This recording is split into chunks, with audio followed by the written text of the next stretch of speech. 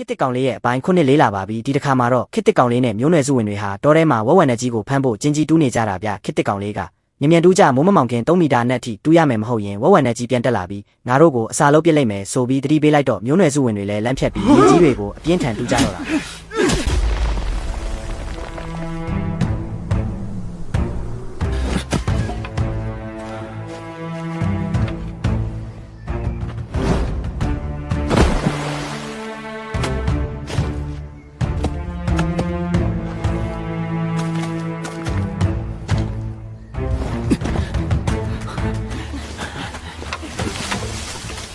ဦးထဲမှာမျိုးနွယ်စုခေါင်းဆောင်ကြီးကအဲ့ဒီဝက်ဝံကြီးကတောထဲမှာအတော်ဆုံးပဲကျင်းနေမဝင်ပဲလွတ်သွားရင်ငါတို့တမျိုးနွယ်စုလုံးတည်ပြီးဆိုပြီးပူပန်နေတာပါဒါပေမဲ့ခစ်တစ်ကောင်လေးကတော့အေးဆေးရဲ့ဘလောက်ပဲတန်သူလည်းအသားနဲ့လှုပ်ထားတာပဲကျင်းနေကြတာနဲ့ဒီလန်သွားတွေကသူ့ကိုအပြက်ရှင်းပစ်လိုက်မယ်လို့ယုံကြည်ချက်ပြည့်နဲ့ပြောလိုက်တယ်အဲ့ဒီအချိန်မှာပဲတောထဲကနေဝက်ဝံနဲ့ကြီးရဲ့ကြောက်စရာကောင်းတဲ့အော်တန်ကြီးထွက်ပေါ်လာတော့တာပဲခစ်တစ်ကောင်လေးကကဲအားလုံးပဲလက်နက်တွေကင်ကနဦးပြင်ဆင်ထားတဲ့ပရိရဲ့တိုင်းသွားကြစို့ဆိုပြီးတောထဲကိုမိရှုတွေနဲ့ထွက်လာကြတဲ့